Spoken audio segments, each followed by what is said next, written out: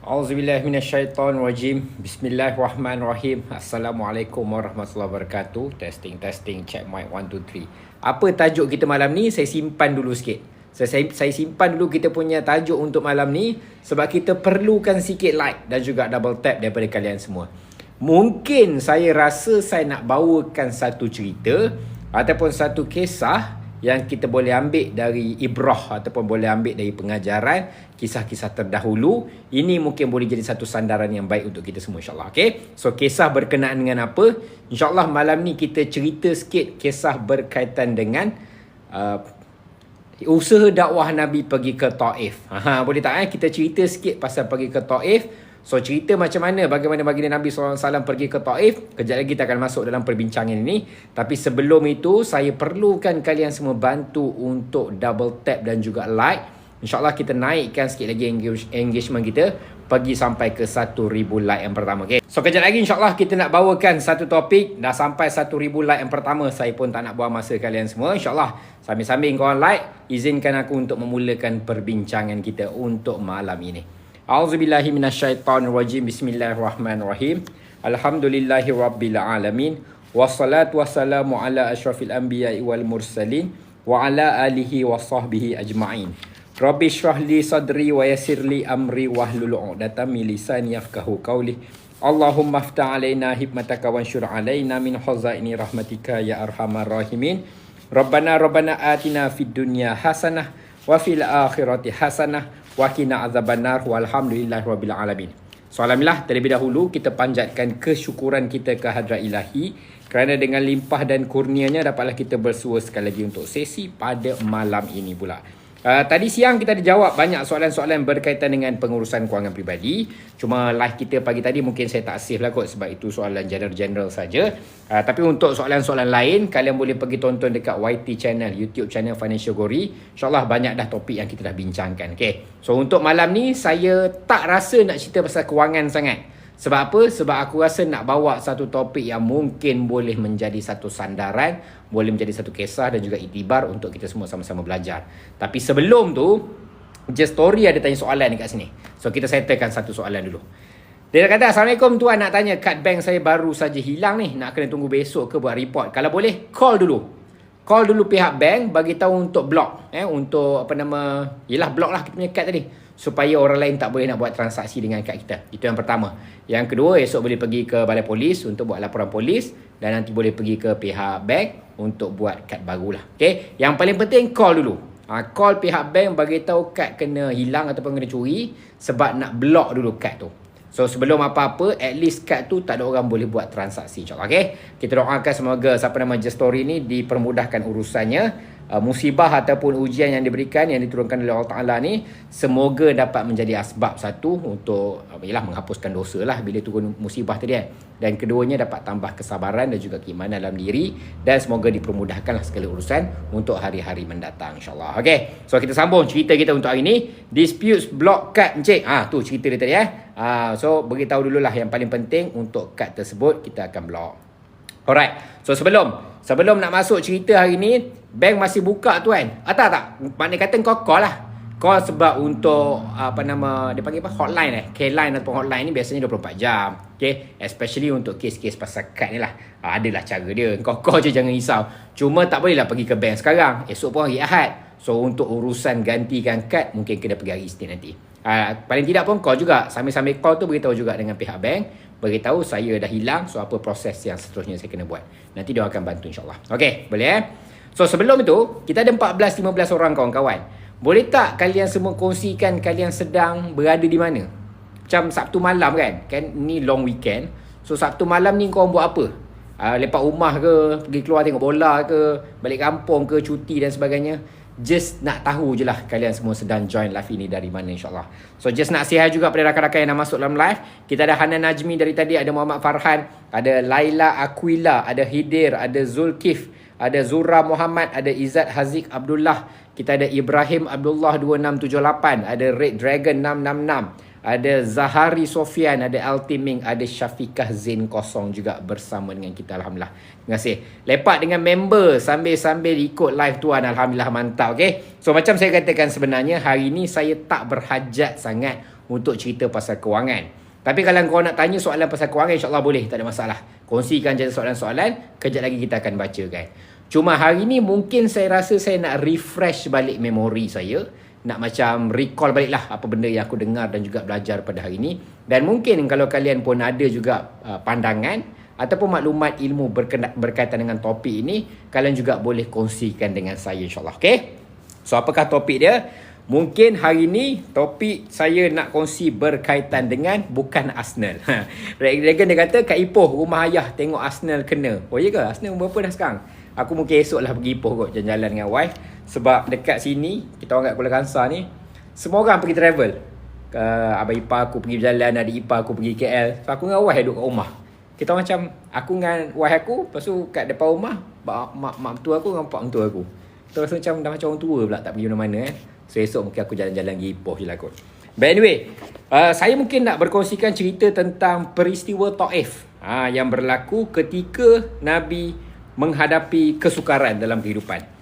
Siti Aisyah, Sayyidatina Aisyah radhiyallahu anha pernah bertanya kepada Nabi sebenarnya, apa peristiwa yang paling sedih untuk Nabi?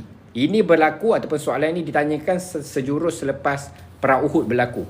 So sebaik saja perang Uhud berlaku. Perang Uhud ni memang sedih betul. Sebab Nabi masa perang Uhud hampir-hampir terkorban. Okay, pipi pun tercocok dengan topi dan sebagainya kan. Sahabat-sahabat pun ramai terkorban. Hamzah pun terkorban juga, syahid ketika perang Uhud. So Uhud memang satu peristiwa yang sangat menyayat hati. Okay, perang Uhud yang berlaku di sempadan Madinah, yang mana musyrikin Mekah ketika itu datang ke Uhud untuk buat G tu. Okay, apa dalam bahasa Melayu perkataan tu? Tak boleh sebut dalam live. Yang sedang berlaku dekat tanah Arab sana kan, yang dekat tanah Barakah yang sedang berlaku tu, itulah sebenarnya apa yang orang musyrikin Mekah tengah buat. Pembunuhan beramai-ramai, genocide aku tak boleh sebut dah perkataan tu. So selepas habisnya perang Badar, setahun kemudian orang musyrikin Mekah datang ke Madinah nak balas dendam, nak bunuh secara beramai-ramai tadi. So itulah permulaan peristiwa Uhud. Tapi kita nak cerita pasal perang Uhud. Cuma selepas perang Uhud, Sayyidatina Aisyah radhiyallahu anha tanya kepada Nabi, adakah ini peristiwa yang paling menyedihkan? Nabi kata, tidak. Yang paling menyedihkan untuk Nabi adalah peristiwa Taif. Bagaimana Nabi telah bukan saja di-reject ataupun ditolak oleh orang-orang di Taif, malah dihina, dicaci dan dibaling juga dengan batu ketika itu. So kenapa Nabi sangat-sangat sedih ketika berada di Taif masa mula-mula nak sampaikan dakwah? So kita backtrack sikit the story tadi. Okay, so ini insiden selepas sekitar 10 tahun. Okay, hampir 10 tahun selepas Nabi berdakwah dekat kota Mekah. Pada tahun 619 Masihi. Nabi dapat wahyu sekitar 610 Masihi. Jadi kira-kira 9 ke 10 tahun, sesuatu yang berlaku yang dipanggil sebagai tahun yang sedih lah, ataupun tahun yang menduka cita kan, tahun duka cita, di mana ketika ini Bani Hashim dah dipulau oleh orang-orang kat Mekah. So bukan saja dipulau, di hujung-hujung tersebut apa yang berlaku yang paling menyedihkan adalah Sayyidatina Khadijah telah wafat. Okay? Sayyidatina Khadijah wafat pada usianya 65 tahun. Sayyidatina Khadijah ni sebelum kahwin dengan Nabi sangat kaya raya, dan sebelum Nabi dapat wahyu, orang Mekah melihat Nabi dan Sayyidatina Khadijah sebagai satu pasangan yang sangat ideal. Orang yang amanah, orang yang dipercayai, dan seorang wanita yang sangat dikagumi. Ada kekayaan dan juga status dia lah. Dari bapanya Khuwailid tadi kan. Seorang sanjung tinggi. Tapi bila Nabi dapat je wahyu, menyebarkan dakwah, menyuruh untuk kembali ke tauhid, menyembah Allah yang satu, stop dengan ataupun berhenti dengan menyembah berhala-berhala yang ada tadi, orang Mekah mula tak sukalah, mula memulaukan. But anyway, kita pun tahu kisahnya sampailah ke tahun ke-10 wahyu diturunkan. So ketika ini Sayyidatina Khadijah ekoran daripada pemulauan juga, ialah makna kata makan tak ada dan sebagainya. So dia punya kesihatan mula merosot, dan akhirnya Sayyidatina Khadijah pun wafat. Dan sejurus selepas itu, seorang lagi individu yang sangat-sangat Nabi sayang, iaitu pakciknya sendiri, Abu Talib pun telah wafat. So ketika Abu Talib wafat, pemimpin-pemimpin Quraisy makin naik kepala lah. So yang ada ketika itu, Utbah, Syaibah, Abu Sufyan, Umayyah dari Bani Juma'ah, kemudian Abu Jahal dan juga beberapa yang lain. Dan pakcik yang tinggal adalah Abu Lahab. So semua memang kira melawan Nabi lah. So Nabi tak ada sandaran untuk diletakkan. Pasangan tak ada, pakcik pun dah tak ada ketika ini. Jadi bila sangat-sangat sedih, Nabi mendapat satu mimpi sebenarnya. Okay? So Nabi mendapat mimpi apa dia? Dakwah Nabi akan diterima di sebuah kawasan yang kehijauan. Okay? Satu kawasan, satu lembah yang hijau. So lembah ini akan menerima dakwah Nabi. So di Mekah, kalau disebut tentang satu bandar ataupun satu pekan yang mana hijau dia memang terkenal, tak lain tak bukan adalah Taif. Taif ni sekarang, zaman-zaman dah umrah selepas PKP ni, Taif dah mula menjadi satu tempat sebagai destinasi pelancongan. Orang pergi ke Mekah, pergi ke Madinah, biasanya agensi umrah akan tawarkan percuma satu malam dekat Taif. Sebab ini memang tempat yang lawa. Hijau, ada buah, sejuk pula tu, ada 4 musimnya, ada naik cable car dan sebagainya. So bila Nabi merasakan, okeylah kalau Mekah tak boleh nak pergi, kalau kita pergi kat Taif, orang-orangnya pun mungkin lebih baik, ada kewangan dan sebagainya, mungkin akan diterima dakwah dekat sana. So Nabi pun mengambil keputusan dari Mekah pergi ke Taif untuk menyebarkan dakwah ke sana. Okey, sekejap aku buka cerita ni. Okey, so dekat Taif ada Bani yang dikenali sebagai Bani Saqif. Okey, so Bani Saqif dekat sana, Nabi putuskan untuk buat beberapa perkara. Nombor 1, pergi sana untuk berdakwah. Okey, pergi sana untuk berdakwah. Bawalah mesej tentang tauhid tadi kan. Kembali kepada Allah yang satu dan juga meninggalkan Tuhan-Tuhan yang lain. Tapi kalau tidak terima sekalipun, kalau tak terima dakwah Nabi sekalipun, sekurang-kurangnya terima Nabi sebagai refugee. Ataupun terima Nabi ni sebagai pelarian lah. Sebab orang Mekah dah reject lah. Dah pulau, family tak ada, perlindungan tak ada, pakcik pun dah tak ada, isteri pun dah tak ada. Memang tak ada orang nak lindung lah. Sahabat-sahabat yang lain ada yang dah hijrah pergi ke Abbasiyah, dah pergi ke Habsyah. Yang tinggal Nabi dan juga beberapa sahabat yang terdekat. So Nabi fikir, okeylah kalau kita pergi ke Taif, at least terima sebagai pelarian. At least. Dia tidaklah guna istilah pelarian tadi, tapi sekurang-kurangnya terimalah sebagai satu ialah sebenarnya hari ni punya term adalah pelarian lah tadi kan. So macam dekat Habsyah, bila mereka pergi berjumpa dengan Raja Najasyi, Jaafar bawa rakan-rakan lain 70 orang. Raja Najasyi ni orang Kristian, menganut agama Nasrani yang betul. Ini bukan Kristian yang Kristian Katolik semua, tidak. Memang ortodoks punya Nasrani yang betul, yang mengangkat Isa sebagai Nabi bukan sebagai Tuhan. So itu. So bila Jaafar pergi bersama dengan rakan-rakan lain, sahabat-sahabat lain untuk berjumpa dengan Raja Najasyi, Najasyi tahu dia orang ni berkata benar. Agama yang dibawakan ni pun benar juga. Wahyu ni sama macam mana wahyu yang dibawa oleh Nabi Isa AS. Sebab apa? Disebut yang diturunkan kepada Muhammad itu An-Namus ataupun Roh Kudus. Roh Kudus tu Jibril lah. So malaikat yang turun ke Nabi itu sama dengan malaikat yang turun dekat Nabi Isa. So Raja Najasyi dia tahu sebab dia orang yang berilmu dan juga beragama tadi. So dia terima pelarian dari Mekah tadi untuk datang ke Habsyah. Tapi Nabi tak pergi Habsyah. Nabi cuba pergi ke Taif untuk sampaikan dakwah, ataupun setidak-tidaknya terimalah sebagai salah satu pelarian untuk dia beramal soleh ataupun beribadat dekat Taif tadi. So kenapa Taif menjadi pilihan? Pertama sebab tadilah ada mimpi tadi. Yang kedua juga sebab Nabi punya macam belah mak Nabi dan keturunannya, kiranya moyang nenek moyang gitu, sebenarnya memang orang Taif pun. So Nabi ni belah Abdul Muttalib Madinah, Yathrib, dan belah nenek ataupun belah mak ni tadi, belah maternal punya lineage adalah belah Taif. So kalau dia balik semula ke kampung moyang dia, takkanlah orang-orang sana nak halau tak? Cucu balik ke kampung, takkan nak halau. Tapi itulah yang berlaku, tidaklah sedemikian. Sebab apa? Antara sebab utama kenapa orang-orang Mekah menolak Nabi, bukanlah sebab Nabi ni menipu ke, apa yang Nabi bawakan dia orang tak terima, tak benar, semua tidak. Antara sebab paling utama adalah sebab perdagangan, sebab duit. Tadi pemimpin-pemimpin Quraisy yang tadilah yang senior-senior tadi kan, macam Utbah, Syaibah, Abu Sufyan, Umayyah, Abu Jahal ni semua, Al-Walid Ibn Mughirah. Diorang ni semua pemimpin Mekah yang mendapat kekayaan dari hasil adanya berhala-berhala dekat situ. Orang datang untuk tunaikan umrah, zaman dulu punya umrah lah, zaman-zaman jahiliah, dan juga menunaikan haji. Banyak berlakunya jual beli, datang, tidur apa semua tadi, untuk menyembah berhala. Jadi pada pandangan diorang, kalau kita hapuskan semua berhala ni tadi, mana nak dapat duit? Income tak ada. So sebab itu kalau tengok, yang betul-betul reject Nabi kau adalah pemimpin-pemimpin Quraisy. Orang yang dah senior, yang tua dan kaya raya.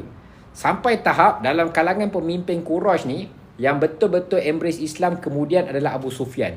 Ketika peristiwa pembukaan kota Mekah lah kan, Fathul Mekah. Itu pun sebab dia je yang tinggal. Abu Jahal dah mati, kemudian Al-Walid pun dah tak ada dah. Siapa lagi ya? Yang lain pun semua dah ni lah. Abu Lahab pun dah mati juga. Kemudian Umayyah pun terkorban, kena bunuh lah dekat perang Badar tadi kan. So yang sini-sini dah tak ada. Tapi dekat belah-belah Taif pun, dari Bani Thaqif tadi pun, diorang pun sebenarnya ada rejection yang sama.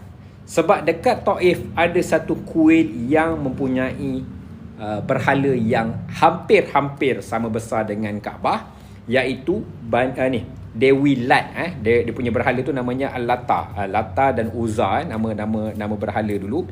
So itu sebenarnya salah satu sebab utama juga kenapa orang-orang jahiliah ketika itu tidak menerima apa yang Nabi bawakan. Dia orang tak nak dengar pun Nabi bawa cerita pasal apa. Sebab kalau dia orang dengar, dia orang tahu apa yang Muhammad kata ni betul. Contohnya ketika Al-Walid Ibn Mughirah, bapa kepada Khalid Al-Walid, jumpa dengan Nabi. Cakap, Muhammad, kau cerita betul-betul apa yang kau bawa ni. Bila Nabi explain kepada Al-Walid Ibn Mughirah, dia kata, apa yang kau cerita ni benar. Apa yang kau cerita ni betul. Cuma kenapa dia tak masuk Islam? Kenapa dia tak boleh terima? Sebab dia kata, agama kau ni yang masuk semua orang miskin. Bukan orang kaya. So dalam konteks itu, orang-orang Taif pun cakap benda yang sama juga. Diorang nak tengok orang kaya-kaya je yang masuk dalam agama ni. Yang miskin-miskin diorang tak nak. So dekat peristiwa itulah sebenarnya apa yang berlaku. So satu kekecewaan yang besar lah pada Nabi. Harapan dia adalah untuk pergi ke Taif, sampaikan dakwah, ataupun setidak-tidaknya terima Nabi ni untuk datang ke sana untuk beribadah. Tapi akhirnya kena buang begitu saja. So penghinaan sampai ke tahap dibaling batu dan dicampaklah segala kekotoran dari binatang. Dan akhirnya Nabi pun pergilah kan, bawa dirilah untuk keluar dari Taif. Cuma sedih Nabi, akhirnya turunlah Jibril bersama dengan satu lagi malaikat. So turun saja Jibril bersama dengan satu lagi malaikat berjumpa dengan Nabi ketika Nabi berada di tahap yang paling rendah. Isteri dah meninggal, pakcik dah meninggal, kena halau dengan orang kampung sendiri, balik ke kampung satu lagi pun kena halau juga. Kau bayangkan betapa sedihnya Nabi ketika itu. Dan di saat sangat-sangat sedih, dan bukan saja sedih, harapan pun agak tinggi. Sebab Nabi baru saja dapat satu mimpi yang menunjukkan satu lembah yang hijau akan terima dakwah ni. So Nabi anggap Taif lah tempatnya. So ketika Nabi berada di satu kawasan ataupun satu perasaan yang paling rendah, the lowest point in his life lah senang kata, dengan harapan yang sangat tinggi, Jibril turun dengan satu malaikat. So Jibril turun dengan satu malaikat mengatakan apa? Aku bawa satu malaikat. Kalau kau nak, malaikat dari yang satu lagi cakap, kalau nak boleh dihapuskan bangsa ni.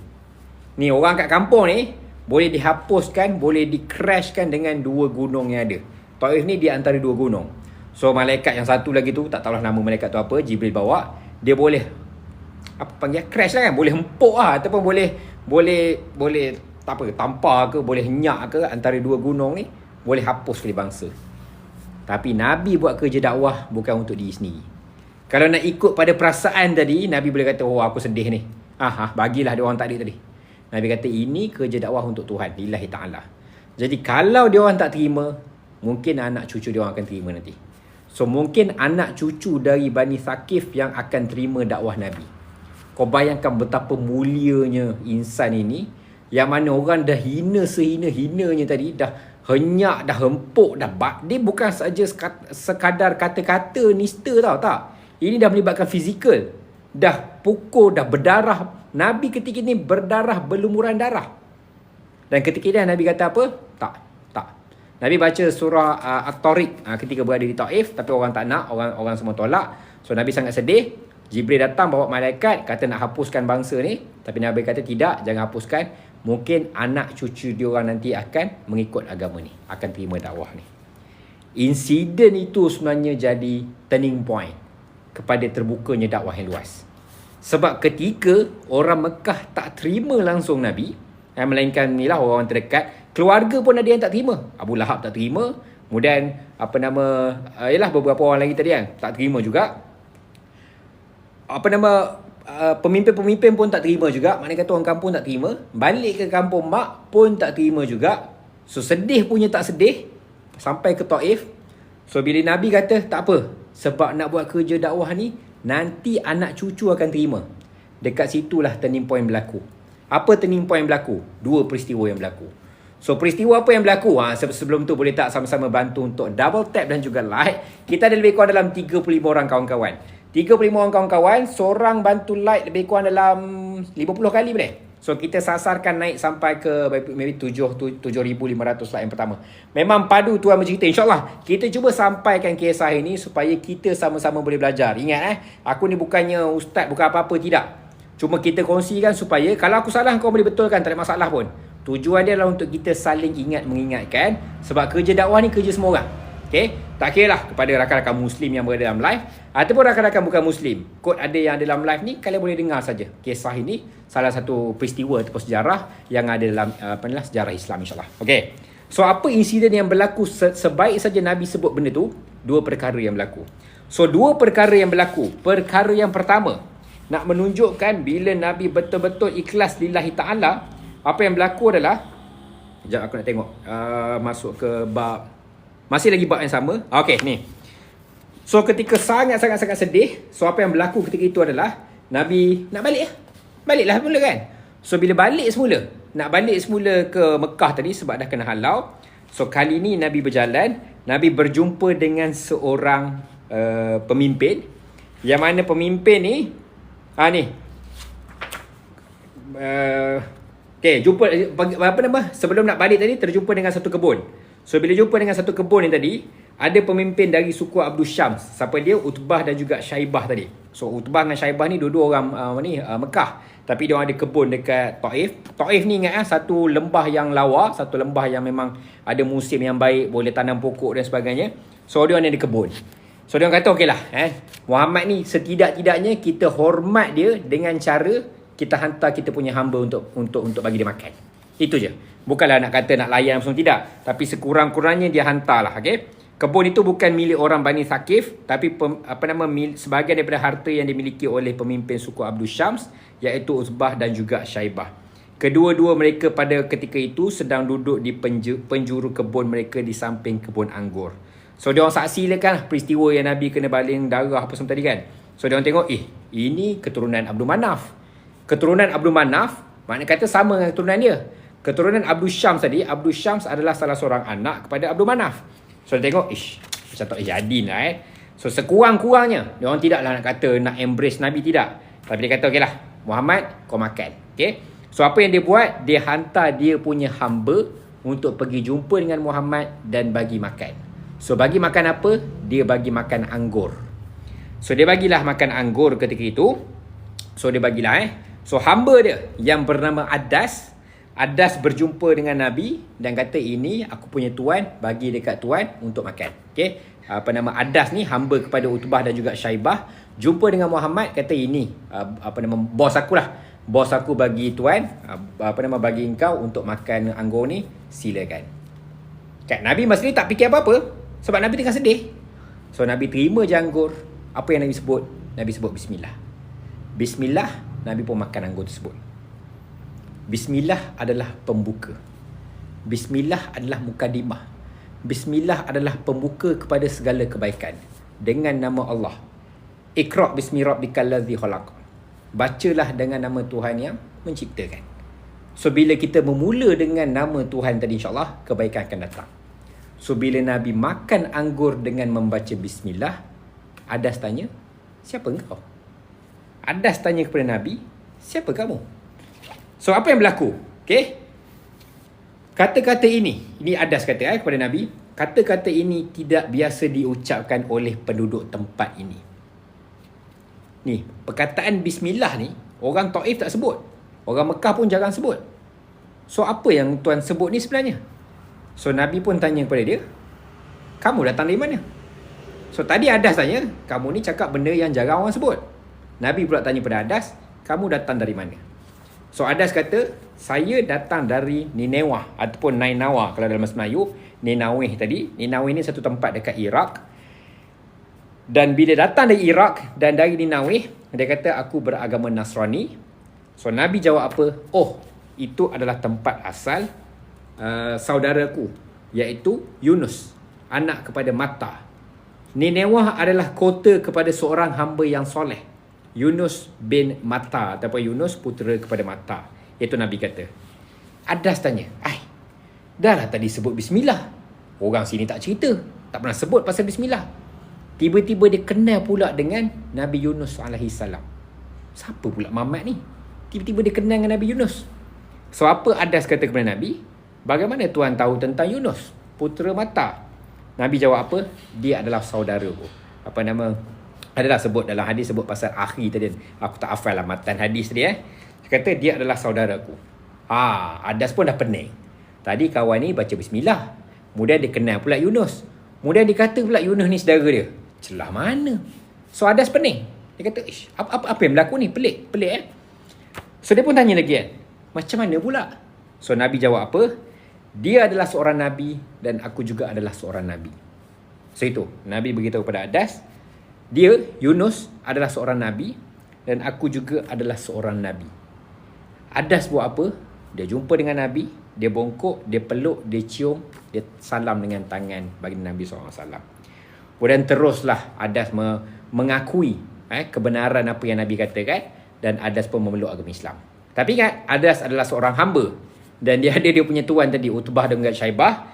Utbah dengan Syaibah kenal Muhammad sebab dua orang ni memang datang dari Quraisy, datang dari Mekah. So dia kata, aduh, hamba kita pun dah kena dengan Muhammad tadi. Sebab dia orang punya tuduhan adalah Muhammad datang bawa sihir yang boleh menundukkan orang. So bila dia tengok hamba dia pun tunduk kat Muhammad, dia kata tak guna punya hamba. Dia pun dah terpesong, dah kena dengan Muhammad tadi. So Adas pun berpatah balik, membiarkan Nabi makan. Kemudian mereka berkata, celakalah ke atas engkau Adas, sebab apa engkau mencium kepala dia? Adas jawab, Tuan, tidak ada jua di atas muka ini lebih baik daripada seorang lelaki ini. Dia hanyalah seorang Nabi. Dan mengakui kenabian Muhammad tadi. So tuan dia pun marah, habislah. Kena marah lah sebagai hamba tadi. Tapi peristiwa ni menjadi satu peristiwa yang sangat-sangat penting. Pertama, dari konteks berkenaan dengan Adas ni tadi, kita tahu dia datang dari mana? Dari Ninewah, dari Nainawa tadi, ataupun dari Iraq. Macam mana dia boleh sampai ke Taif? Tak ada sejarah pasal benda tu. Apa yang berlaku selepas itu pun tak ada sejarah juga. Kena pukul ke, kena apa ke, tak tahu. Tapi insiden Adas mengakui kenabian tadi, itulah sebenarnya pintu yang membuka ruang untuk Nabi mengatakan, kerja dakwah ni boleh pergi. Hanya dengan satu kalimah bismillah. Sebab Nabi tadi berdakwah 10 tahun dekat Mekah, orang tak terima. Pergi balik ke kampung sendiri dekat Taif pun orang tak terima juga. Tapi bila sebut bismillah sebelum makan anggur, ada satu orang terima. Dan orang tu adalah pengikut Nabi Yunus AS. Dia sambunglah agama yang Nabi Yunus bawa dulu. Dan peristiwa ni jugalah kalau kita rujuk balik dalam Quran. Kalau kita kaji betul-betul lah dia punya kronologi penurunan ayat Quran. Antara ayat Quran, bukan antaralah, ayat Quran yang pertama yang menceritakan tentang Nabi dalam ayat Quran tadi yang ikut kronologi adalah cerita tentang Nabi Yunus. Aku tak ingat dah ayat dia apa, berkaitan dengan pengikut kepada companion of the whale, pengikut kepada teman ikan paus, lebih kurang gitulah. So apa kaitan di antara Nabi Yunus dan juga Nabi Muhammad tadi? So kisah Nabi Yunus dimakan oleh ikan paus ataupun masuk dalam perut ikan paus, dia ekoran daripada Nabi Yunus dah mula rasa berputus asa selepas berdakwah pada orang kampung dia. So dia macam ala-ala mengajuk lah kan. Ini by the way, ini kisah dalam Quran. Ini bukannya peristiwa untuk kita merendah-rendahkan Nabi Yunus, tidak. Nabi Yunus AS adalah hambanya yang soleh, Nabi kot. Cuma ini adalah pengajaran untuk kita tadi. So Nabi Yunus pernah berputus asa, pernah kecewa dengan hambanya, dengan kaumnya. So adalah doa-doa kepada kaumnya, kemudian lari dan masuk dalam perut ikan dan sebagainya. So Nabi Yunus pun dia minta ampun, taubat apa semua. So peristiwa ni mengajar kepada baginda Nabi kita tak putus asa. Tapi of course lah, bila dah tengah down tadi, fed up lah juga kan.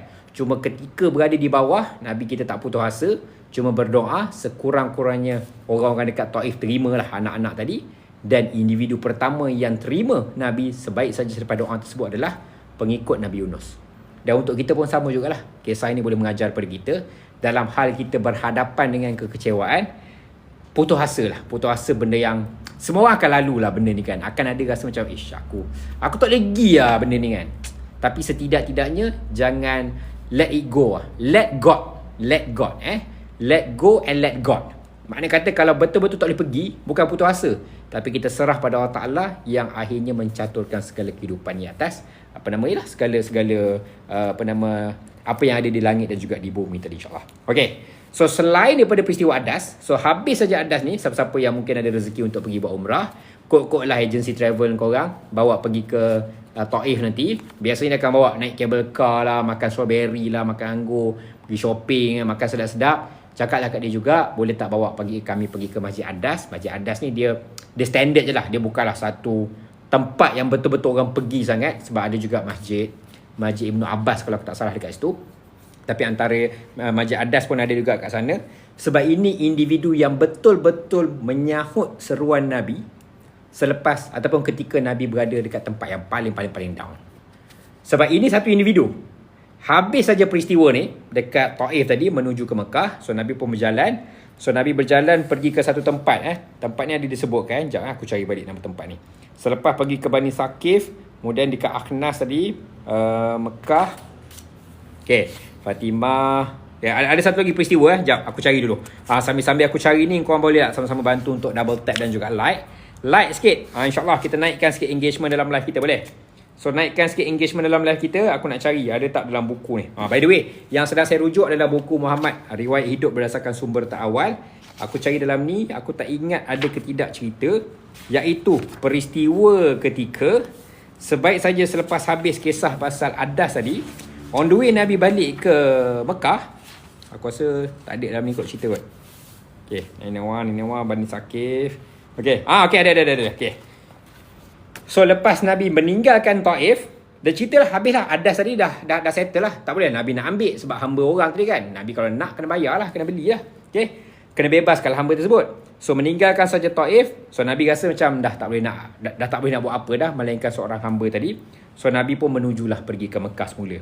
So ketika lewat malam, Nabi pun sampailah kat satu lembah. Nama lembah tersebut adalah Lembah Nakhlah. Ketika ini ada seorang sahabat yang ikut dengan Nabi kot. Sekejap aku cari, ada tak nama sahabat dalam ni Okay, tak ingat lah. Tadi aku dengar ceramah tu ada sebut pasal nama. Lupa dah siapa Okay, so ketika berada dekat Nakhlah tadi, Nabi pun solat. Dan Nabi baca, ada satu surah Nabi baca Nabi baca surah Ar-Rahman.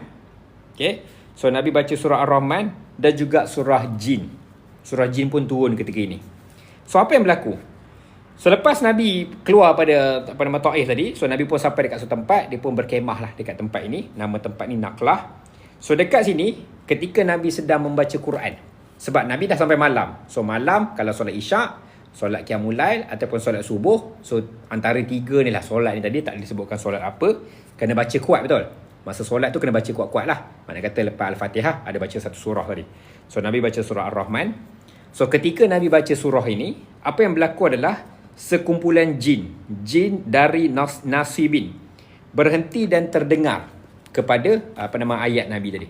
So bila dia dengar, dia kata, apa yang dibacakan oleh manusia ni tadi sebenarnya sama macam dulu punya Nabi. Okay, ada cerita dalam surah jin, ada cerita kan. So saya baca dia punya terjemahan. Telah diwahyukan kepadaku bahawa serombongan jin telah mencuri dengar, lalu berkata, sesungguhnya kami telah mendengar bacaan yang menakjubkan, yang memberi panduan ke jalan yang benar. Lalu kami beriman dengannya tadi. Jin umur panjang kan. Dulu dia dengar dari zaman-zaman Nabi dulu, kemudian dia dengar semula. So ada lagi turun wahyu-wahyu yang lain. Ada satu lagi surah, tapi surah Al-Ahqaf ayat ke-30 dan juga 31 pun diceritakan juga dalam ni. Okay, dekat sini. So surah Al-Ahqaf pun turun juga, menceritakan bagaimana jin berkenaan selepas dia mendengar apa yang Nabi baca tadi. So jin ni buat apa? Dijumpa dengan kelompok dia dan disebarkan pula dakwah dekat sana. Dia orang menyeru untuk mengikut apa yang Muhammad SAW telah katakan lah. So ini juga menjadi satu lagi insiden, menjadi satu lagi peristiwa. Tadi Nabi baca bismillah, ada seorang yang mengikut, menerima dakwah Nabi, iaitu Adas. Malam tu pula ada satu lagi kumpulan yang menerima, tapi kali ni bukan kumpulan manusia. Sebaliknya kumpulan ini adalah kumpulan jin. Yalah, kalau kita baca surah Ar-Rahman dan juga surah An-Nas pun ada cerita kan, untuk jin dan juga manusia. Dan kita pun tahu Nabi turun sebagai rahmatan lil alamin, rahmat untuk sekalian alam, membawa dakwah ataupun membawa mesej dari Tuhan yang satu untuk manusia dan juga jin. So dalam konteks ni, Nabi ketika berada di tempat yang paling rendah tadi, tengah paling down, satu, ada Adas dari kampung Nabi Yunus tadi terima dakwah. Kedua, ada sekumpulan pula jin pun terima juga. So ini memberi sedikit motivasi dan juga semangat. Makna kata kita tengah down tadi, ada juga orang terima. Kalau kita ni lah kan, contohlah geng-geng buat takaful kan. Kau buat lah takaful, semua orang reject kau. Bila kau tengah rasa nak give up, ada seorang pula dah sign up dengan kau tadi. So dia ada bagi pencerahan ataupun bagi jalan, tunjukkan, okay, kau boleh pergi kat jalan ni tadi. So peristiwa tu memberi sedikit semangat pada Nabi, okay, kena buat kerja dakwah ni. Kena teruskan sajalah. Cuma kali ni, bila Nabi balik ke Mekah, peristiwa dekat Mekah masih lagi sama. Makna kata orang Mekah hati memang dah keras dah time tu. So orang luar Mekah terima. Kecuali Taif lah, okay? Orang luar Mekah boleh terima. Tapi dekat Mekah ni yang betul-betul mencabar sangat. So dekat situlah bila Nabi balik pun terimalah wahyu dan akhirnya kita pun tahulah kan, boleh pergi untuk buat hijrah. So begitu dekat Sayyidina Abu Bakar, apa pandanganmu sekarang sahabat kalau kita pergi ke pergi ke hijrah tadi. So Nabi beritahu pada Sayyidina Abu Bakar dah dapat wahyu untuk keluar, okay? Dan aku telah ditunjukkan tempat untuk kalian berhijrah dan aku melihat dekat situ bumi yang subur, jenuh dengan pohon kurma dan di antara dua wilayah batu hitam. So dua wilayah batu hitam tu adalah Yathrib. So berlakulah peristiwa hijrah dekat situ. So cerita hijrah kau boleh baca tempat lain. Cuma aku nak sambung sikit lagi cerita pasal Taif. So lepas Nabi hijrah, perang Badar berlaku, kemudian perang Uhud berlaku, kemudian segala perang berlaku, sampailah ke peristiwa pembukaan kota Mekah tadi. So bila dah kuat betul-betul, dekat Madinah pun dah kuat, dekat Mekah pun dah kuat. So akhirnya dia extend lah ataupun dia kembangkan lagi dia punya empire untuk pergi ke wadi-wadi ataupun kawasan-kawasan yang berdekatan. Pergi dekat belah-belah Khaybar, pergi dekat Hunain dan turun jugalah ke Taif. Taif tak berlaku perang, tapi menyebarkan dakwah semula dekat sana dan dia orang pun terima. Dekat sinilah sambung sikit lagi cerita pasal pentingnya untuk baca, untuk dakwah. Sebab kerja sebagai manusia, untuk Nabi dan juga untuk kita, kerja kita lah menyampaikan dakwah tersebut. Hidayah milik Allah. So kerja kita bagi tahu, sampaikan. Tapi yang betul-betul buka pintu hati bukan kerja kita. Dalam surah Al-Kahfi disebut, dalam surah Yasin pun disebut juga. Kerja yang masuk dalam agama Islam tu bukan kerja kita. Itu kerja Tuhan. Kerja kita menyampaikan mesej tersebut. Sebab kalau ingat tadi saya ada ceritakan, dekat Taif, Nabi bacakan satu surah iaitu surah At-Tariq. Walaupun semua orang reject, dalam kalangan ramai-ramai reject ni, ada satu individu yang dia dengar. Dekat Taif, dia orang reject sebab pemimpin-pemimpin dia reject. So, yelah orang tua, senior-senior dia tadi kan reject. So, anak-anak ni semua bukan faham. Bapak kata jangan, dia ikutlah jangan. Dia bukan faham sangat kenapa reject tadi. Tapi dalam kalangan ramai-ramai yang reject tadi, ada seorang yang dia dengar surah At-Tariq dan dia kata, apa yang individu ni? Dia orang tak kenal lah Nabi kita gitu. Kata apa yang individu ni baca kan? Ini betul. Bagus, betul, best, baik. So dia hafal ayat tu. Okay. So siapakah individu tu? Sekejap aku nak cari balik nama dia tadi Children of Taif. Adas, Jin, Abu Bakra, Abu Mahzura. Okay, cerita ni ada dalam siri ni. Dia tak tulis nama. So kalau nak nama dia kena dengar lah. Aku tak ingat nama dia tadi. So dalam kalangan orang yang mendengar tadi tu, salah seorang anak yang membaling batu pada Nabi, salah seorangnya mendengar kisah ataupun mendengar bacaan Quran surah At-Tariq yang Nabi sebut. So ketika Nabi datang semula ke Taif, lepas hijrah kira-kira 10-11 tahun kemudian. So kira-kira 10-11 tahun selepas peristiwa Taif, Nabi datang balik, anak kecil ni dah besar dan dibacakan surah At-Tariq ke Nabi. Dia baca balik. Ini tuan pernah baca kira-kira 10-11 tahun lepas. So dia baca balik dan dia terus peluk agama Islam. So doa Nabi tadi menjadi realiti. Apa doa Nabi? Jangan dihapuskan bangsa Saqif ni. Jangan dihapuskan orang-orang Taif ni. Sebaliknya mungkin anak-anak diorang, keturunan diorang mungkin akan memeluk agama Islam. Dan salah seorangnya berada di situ. So antara lain juga yang berada dekat situ adalah Abu Bakra. Bukan Abu Bakar. Abu Bakra ini salah seorang hamba yang dibebaskan. Cerita dia panjang lah. Aku tak masuk dalam cerita Abu Bakra yang tadi. Kemudian kisah jin pun ada cerita juga. Bodyguard untuk Nabi. Salah seorang bodyguard untuk Nabi namanya Mughirah bin Syu'bah. Okay, salah seorangnya.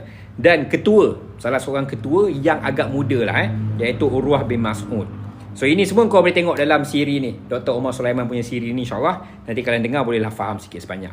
So cuma saya nak bawakanlah peristiwa ataupun insiden tadi berkaitan dengan Taif tadi, nak menunjukkan kepada kita semua dekat sini. Okay, Dalam kita nak membuat kebaikan, yang paling mustahak, yang paling utama lillahi ta'ala.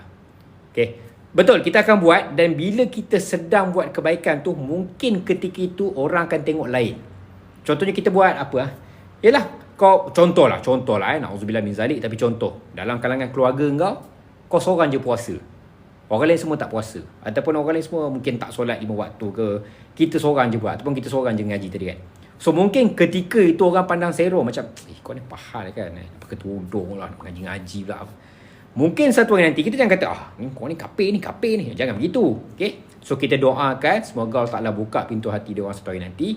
Supaya bila dia orang dah sampai hidayah dan juga untuk berhijrah tadi, insyaAllah kita akan dapatlah lebih ramai orang-orang yang dapat diselamatkan lah menuju ke keselamatan ataupun salam Muslim tadi kan. Dalam surah Al-Kahfi, dalam surah Yasin, dalam surah Al-Baqarah ada sebut juga musuh utama kita bukan manusia. Kita manusia, bukan kita kena lawan dengan manusia lain. Musuh utama kita adalah syaitan. Musuh yang nyata untuk manusia adalah syaitan. Yang kita musuhi dalam diri seseorang bukan dia tu, tapi kita mungkin memusuhi syaitan dalam diri dia. In fact, bukan saja orang lain, dalam diri kita pun ada. Kita bangun subuh contohnya kan, pukul 6 tu macam malasnya tadi kan. Ada syaitan yang sedang menyelimuti kita. So kita bukan lawan diri kita. Kita bukan membenci diri kita. Kalau kau benci diri kau buat baik pun kau benci. Kita dah buat kebaikan ni, kita masih membenci diri kita. Sebab apa? Sebab musuh utama kita adalah diri kita sendiri. Takkan walaupun kau buat kebaikan kau nak musuh diri kau. So yang kita musuhi adalah kejahatan yang ada dalam diri kita, syaitan tersebut. Sebab tu kalau kita lihat orang lain berbuat kejahatan, kita bukannya, kau ni memang ahli neraka ni. Bukan begitu. Kita tak nak, kalau ada orang buat kesilapan, bila kita hukumi dan juga zalimi dia, dan dia terus membuat kesilapan, dia rasa macam, yelah, dah halang aku buat jahat terus lah. Dan kita dah mengajak seseorang ataupun menggalakkan dia untuk terus berada dalam kejahatan, dalam kezaliman. Tak nak. Kita nak sentiasa menarik orang untuk berbuat kebaikan. Okay? Sebab seorang yang kita dapat selamatkan untuk masuk dalam agama Islam dan juga ke arah kebaikan tadi, insyaAllah kita nak tarik supaya dapat jauhkan orang lain dari neraka dan menuju ke syurga, insyaAllah. So itu mungkinlah yang kisah ataupun peristiwa yang saya mungkin boleh bawakan kepada kalian semua. Yang mana untuk semua kisah-kisah tadi kalian boleh baca dalam buku Muhammad Riwayat Hidup berdasarkan sumber terawal. InsyaAllah saya percaya, aku pernah kongsikan, buku ni adalah buku yang aku pilih untuk jadikan sebagai hantaran kahwin dulu, kira-kira 3 tahun lepas. So selepas 3 tahun, alhamdulillah ini kali ketiga saya baca buku ni, dan Allah Ta'ala izinkan juga rezeki atas kehendak dia lah tadi ya. So ketika aku sedang belajar lah, nak mencari macam mana aku nak belajar tentang sirah tadi, alhamdulillah ditemukan jugalah dengan siri yang dibawakan oleh Dr. Umar Sulaiman menerusi Yakin Institute. So nanti kalian boleh pergi saja dekat YouTube channel, tulis The Forerunners of Islam dari Dr. Umar Sulaiman, tapi di bahasa Inggeris lah. Okay? So kalau rasa tak selesa nak dengar bahasa Inggeris, boleh dengar Ustaz Badli Shah Alauddin. Kot nanti dia selesai PhD je doktor lah kan. So dengan Ustaz Badli Shah Alauddin, Timbalan Mufti Faham pun banyak juga cerita tentang sirah baginda Nabi, tapi dia tak cerita spesifik lah, dia cerita mengikut pada tajuk tadi. So selain daripada itu juga, kalau nak sambung bacaan pun boleh baca buku ini juga. Ini buku terbaru dari Patriots, Khulafa Ar-Rashidin, penakluk Rom dan juga Parsi. Ini kisah selepas cerita Nabi tadi. Buku Muhammad tadi dia berakhir dengan kewafatan baginda Nabi SAW. So sebaik saja Nabi wafat dan habislah cerita tadi kan. Selepas itu disambung oleh Sayyidina Abu Bakar As-Siddiq, kemudian Sayyidina Umar, Uthman dan juga Ali. Itu semua diceritakan dalam buku ni. Dalam banyak-banyak sirah tadi, aku tertarik dengan 2 sirah lah. Sirah ni kalau kita dengar pun kita rasa tertarik juga kan. Sirah ataupun kisah Salman Al-Farisi, macam mana seorang anak kepada paderi ataupun ketua agama Majusi ataupun Zoroastrian yang berada dekat dekat Parsi sana lah, dekat Persia sana, belah-belah Iran sana kot kan. Macam mana seorang anak ketua Parsi keluar belajar agama Nasrani, mendalami sepenuh-penuhnya tentang agama Nasrani, kemudian pergi pula masuk ke dalam agama Yahudi, mendalami sepenuh-penuhnya agama Yahudi, kemudian akhirnya pergi ke Madinah, berjumpa dengan Nabi, terus memeluk agama Islam sebab dia belajar dari agama Nasrani dan juga Yahudi akan ada Nabi akhir zaman, ada tanda-tanda dia, Khutumun Nubuwah, tanda-tanda kenabian. So dia jumpa dengan tanda-tanda kenabian tu dekat Madinah, dia peluk agama Islam, tapi tak join dengan mana-mana perang. Salman Al-Farisi tak join dengan perang Badar, tak join dengan perang Uhud, Sebab apa? Sebab 4 tahun pertama dia masih lagi menjadi hamba kepada seorang Yahudi tadi. Selepas peristiwa 2 perang ni barulah masuk dalam agama Islam dan duduk dengan Abu Darda sebagai dia punya macam partner lah kan. Dan diorang ni menjadi inilah alim ulama yang sangat hebat. So itu kisah dari Salman Al-Farisi. Yang kedua kisah pasal Khalid Al-Walid. Macam mana seorang yang sangat-sangat memusuhi agama Islam dulunya. Mudah Allah Ta'ala jentikkan tentang agama ataupun tentang iman dalam diri dia. Melihat makcik dia Maimunah berkahwin dengan baginda Nabi. Dan akhirnya memeluk agama Islam. So kalau kau dengar sirah ni tadi, kita boleh nampak kehidupan Nabi dan juga perjalanan Islam ni mengikut kacamata setiap sahabat. Setiap sahabat ada kacamata masing-masing. Dia tengok perspektif dia macam ni. Orang lain tengok perspektif macam ni.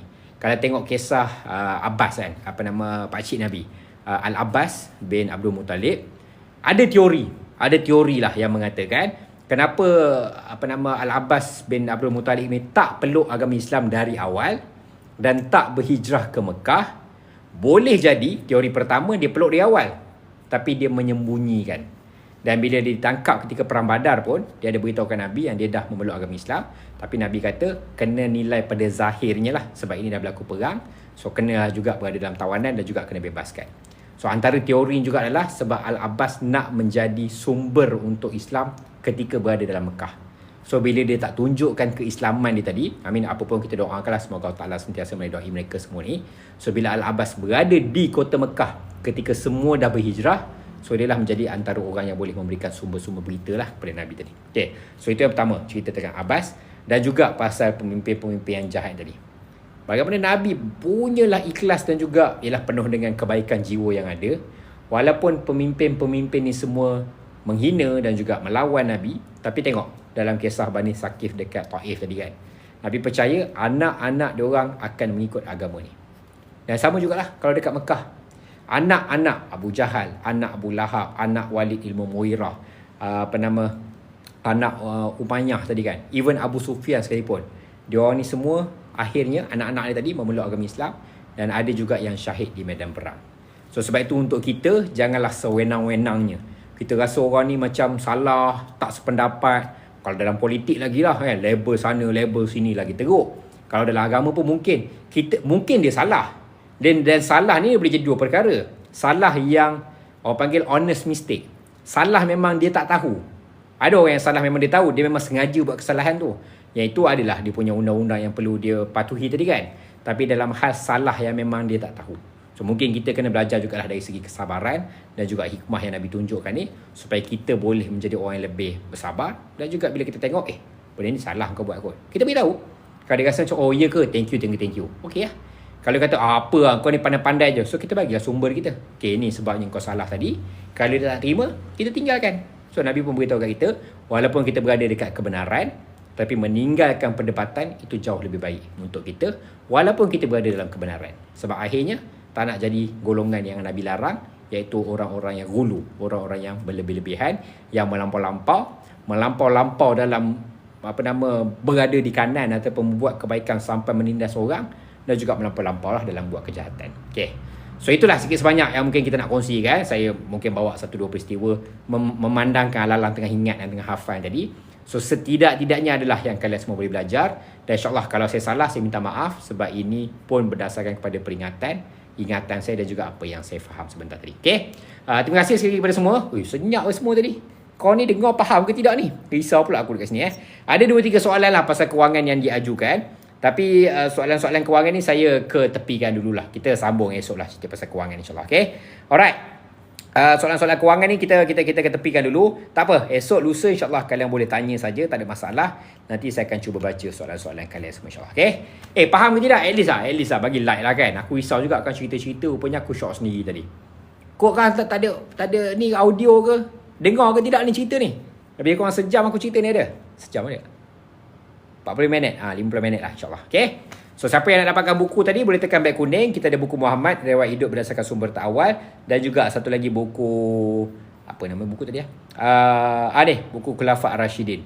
Pun kalian boleh dapatkan juga by the way. Okay, adalah buku-buku lain, tamadun lah apa semua tu. Kalau kau berminat dengan sejarah, ada juga cerita-cerita dekat situ insyaAllah. Okay. So sebagai penutup, kita akhiri perbincangan kita dengan surah Al-Asr dan juga tasbih farah. Again, kita doakan semoga Allah Ta'ala limpahkan keberkatan, rahmat dan juga redanya kepada dia. Redanya kepada kita, dan semoga kita berada sentiasa dalam lindungan insyaAllah. A'udzubillahi minasyaitonirrajim. Bismillahirrahmanirrahim. Wal 'asri innal insana lafi khusr illa alladzina amanu wa 'amilus solihat wa tawassaw bil haqq wa tawassaw bis sabr. Subhanakallahumma wa bihamdika asyhadu an la ilaha illa anta astaghfiruka wa atubu ilaik. Wa sallallahu ala sayidina Muhammad wa ala alihi washabihi wa barik wassalamu alhamdulillahi rabbil alamin. Kejap baru nak habis live ni Sekejap. Oh okey. Kejap. TikTok ada letak challenge pula dekat sini. Aku ingat dah habis lah kita punya live ni. Okay. TikTok ada letak sikit dekat sini. Kalau kau nak support live ni, sebenarnya kau boleh bantu untuk kongsikan gift. Sebab gift ni boleh bantu untuk naikkan sikit engagement. Kita nak pergi sampai ke at least lah kita naik sikit ranking kita. So kalau kalian rasa macam suka dengar apa yang kita dah bincangkan sebentar tadi, boleh tekan saja gift-gift yang kita sedang tawarkan ni. Sebab gift ni bantu untuk push video kita untuk jadi lebih FYP. Ranking live ni pun naik juga. Ramai orang boleh masuk dalam live ni. Dan insyaAllah kita nak sebarkan ilmu yang baik ni insyaAllah kepada lebih ramai lagi orang. Okay? So boleh tekan saja gift kat bawah. Dan yang mana yang nak pakai buku, boleh tekan saja beg kuning. Buku saya ada. Dan juga buku-buku sirah tadi pun ada juga insyaAllah. Okay. So sehingga kita berjumpa lagi. Salam kewangan berhemah. Salam wawasan 2030. Salam kemerdekaan kewangan untuk anda semua bangsa dan mangka. Azri Muhammad Financial Go dimulakan diri. Assalamualaikum. Bye-bye.